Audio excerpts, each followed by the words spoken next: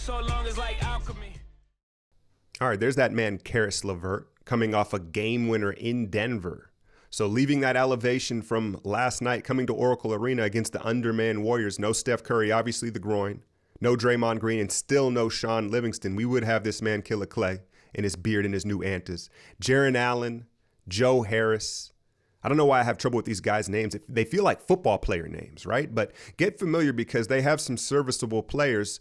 And Jerebko getting his first start of the season in place of Draymond Green at the 4 spot. As you get a look at Jared Dudley, whose physique matches his game to a T, I'll holla at you. Quinn Cook getting the start at point guard, his first start of the season. And he's had quietly some scoring outbursts late in games in garbage time. The jumpers look nice, and it's been well publicized, like how hard he's been working behind the scenes, staying after games during DNP, so he would get the start. D'Angelo Russell, he plays, you want to talk about barely leaving the ground. He has a funky style, the lefty, right? He kind of reminds me of Andre Miller. Remember Andre Miller all those years in Portland and Denver?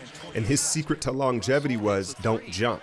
D'Angelo, not nearly the resume, or probably will have the career that Andre Miller. That's a disservice to him, but just similar movements on the court. Look how high and the ball pressure is picked up from Brooklyn early on. So they were trying to get us out of our sets and uncomfortable. And they did employ a similar strategy to the Bucks, only they don't really have the personnel for it. I'll show you as the game moves on. Clay off the bounce, a turnover early.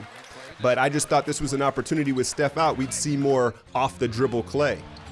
Both teams started the game out of rhythm. You talk about shooting's contagious. Being out of rhythm can be as well, and it was kind of like this irky-jerky, sloppy start for both teams. You're going to see Harris.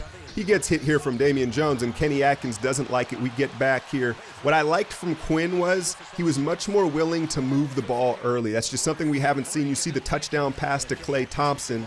And I just hadn't seen that from Quinn in the past. He's clearly aware of it. House MD did not like that call, and they whined about it. So there would be a makeup call here on Clay, and then take a listen to Clay. He was fouled inside.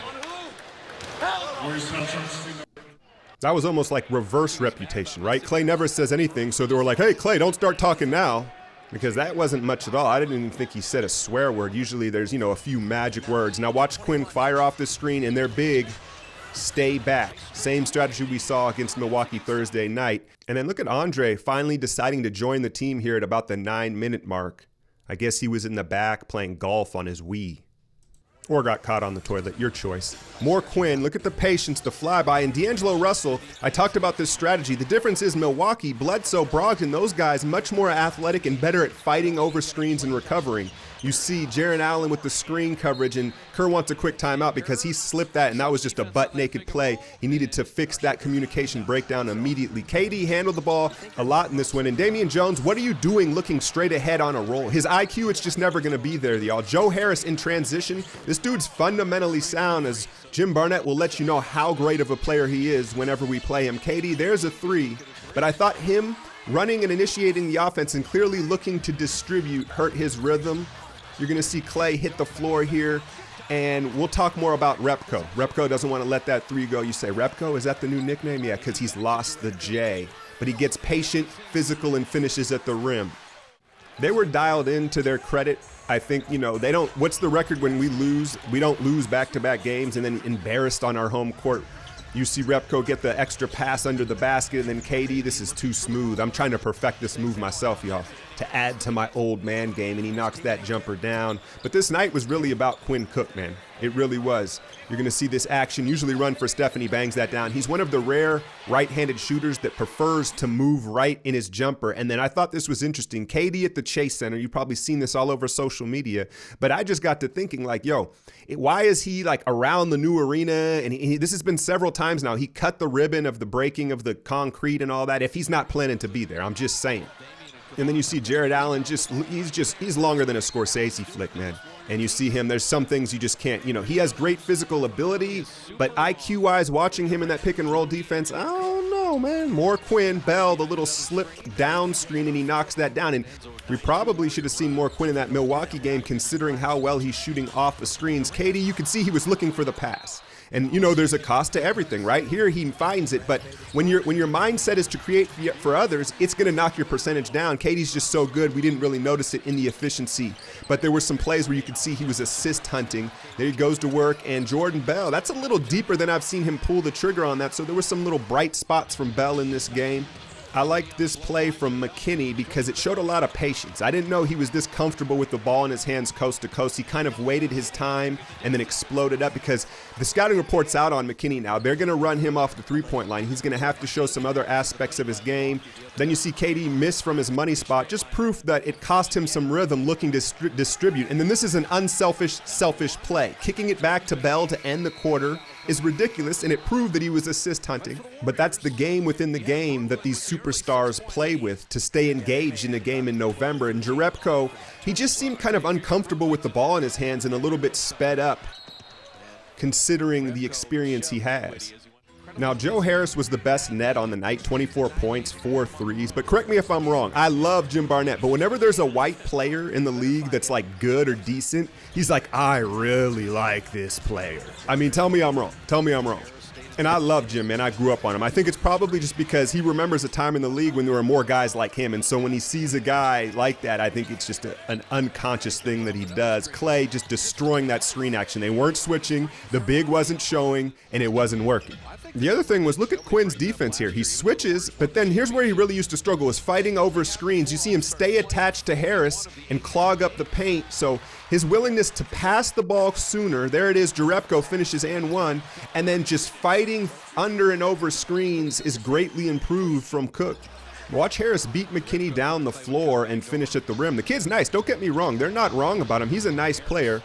I just feel like, you know, Jim takes a little extra enjoyment in seeing a white player excel in the league, and maybe that's just my bias goggles. More Quinn. Jarrett Allen nowhere to be found on that coverage, and this time Quinn not allowing himself to get big boy. D'Angelo Russell, again, not very great physical attributes. He's not strong, he's not quick. I guess he's kind of long, right? And he's smooth with the ball. And then look at this. Look at him give this up. This is usually a jumper. He understood that the whole defense was waiting for him to shoot because he had been heat checking, and he gets the hammer for DJ at the rim. Now, go back to Thursday night. Remember Brogdon and Bledsoe fighting over those screens? They were getting and affecting those shots, and I think the Warriors weren't prepared for it, but you see Quinn get fouled there, and then this switching happened way too often. You're going to see Karis LeVert super long and crafty with the ball, and the broadcast mentioned it, right? We were just over switching. There was times where we didn't need to. This time the three ball working, and what do you have, like 19 in the first half? I know I do this dance with Iguodala every season this time of the year, but look at him just get blown by on the perimeter. Usually it's more offensively where he's dogging it, so that's what's more alarming. Here's the switch. Watch this. This switch doesn't really have to happen. And all of a sudden you've got this guard on Looney and he beats him to the bucket. So they made some adjustments in the second half, but they were over switching. The one criticism I have of KD is, look, there's a shot right there, right? He almost takes tougher shots. He passes up easy ones to kind of dance with the ball and play, and it's almost like he's just working on his game within the game. Like I had said, he's becoming a master at offense. Watch McKinney leave Allen here under the basket and help at the rim. And this is where the strategy change took place. And I think they may have just stumbled upon it. They realized, like, yo, Allen's not going to finish, and those guards aren't looking to give the ball up. Quinn is giving it up, but ironically probably shouldn't have on that occasion. So here we go, second half. And I guess if I had to assess Jerebko's jumper, it looks like he's aiming it a bit, right? He always has a kind of a slower release, but it looks like he's aiming. And you never want to aim as a shooter. You just want to shoot. Here's another one that misses bad. But I think he'll find his touch again. I'm not too worried yet. Now, listening to me, you'd think KD had an inefficient game. Don't get me wrong. What was he, 9 of 15, 28 points? I think those of us that watch him so much know, though, when he's doing and kind of toying around, and he was guilty of toying around a bit in this game. Clay to Jerebko, and let's credit him for not letting his poor shooting affect the rest of his game. He was still all over the glass. He was still where he needed to be, and you see Clay, I think, enjoys playing with him. More KD in the post and Damian. And that time, that little hiccup catch before he loaded up actually got him the and one because of that pause and big load up. Now, what was it, a week or so ago in Brooklyn? Remember, it was later in the game. They just started bombing threes. You see Allen Crabbe knock that down, and you knew that was their only hope. If they started just getting dumb hot from three, as you see BD, those of you that don't remember his glory days, when he was right, he, better than almost any point guard, balanced playmaking and scoring. He knew when he had to score and when he wanted to playmake better than almost any point guard in their primes, and that's what really stuck out to me about Barron's game. Here was the adjustment. Watch KD come over on Dinwiddie, realizing, these guards aren't looking to give the ball up. Dinwiddie, Russell, LeVert, they're looking to score, and they shut that down. Another miss, and Jones, what do you have, 6 rebounds and 8 points, and I highlight that because that's a weird finish for him. I don't really like the finish, but I think it shows that he's trying to finish quicker and different, and then nothing you can do about that. Iguodala's going to get the and one here, but at one point he airballed a layup. And again, talking about how defensively, usually in the past at this time of the year, you see him struggle offensively, but he's really struggling defensively. You're going to see KD just toying around here. But Iguodala, you read between the lines the comments about not loving the game, and you got to think that this is his last season. Watch him here, though. Maybe there's some hope. Look at him sprint back and elevate easily above the rim. So we know he's pacing himself, but we'll see. There's Shabazz Napier, a.k.a. Generic Monte. I like him as a guard. Playoff teams may try to acquire him. Not many backup guards to be had. And then Looney, thank you for shooting this jumper. Watch Clay on the bench. They know he should be shooting this dang shot. We need a stat for this. Inaccurate passes. Because watch Dinwiddie here. He's prancing, right? And because that pass was inaccurate, the 3 ball was taken away. And we're going to close the quarter here. And again, KD with another unselfish, selfish play. He's going to get the 5'10" Napier switched on him. And he kicks it to Iguodala in the corner, who's shocked. And you're going to see Iguodala with his face here now. He probably wants the foul, but the reality is he should probably be looking at KD this way. Like, what are you doing, bro? Clay's just been getting straight buckets to start fourth quarters. It's become a staple now early in the season, and I like it a lot. Spin move and drops it.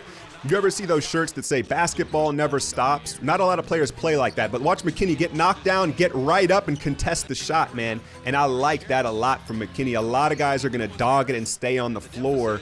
And you expected a push from Brooklyn in this fourth quarter. Watch Clay off the dribble now, and it never came. And I think they conceded a little bit early in this game than normally because it was the back end of a back-to-back. And I think it shows that they may have a bigger picture in sight rather than last year where they just played every game really hard. Quinn drops the 3, swings it. Now he finds McKinney under the basket. So great performance all around, really, from the fill-in guys. KD doing his little game within the game thing. And they answer the bell against kind of a trap game against Brooklyn. Kenneth Faried still in the league, my God. And they get the job done. But this week's going to be exciting, y'all. I'm excited for this. The Clippers, who were very, very good and surprising Monday. Houston, it's the Texas 2-step. And we're undermanned, so it's going to tell a lot about the depth or lack thereof on this team this week. I'm out, y'all. So long as like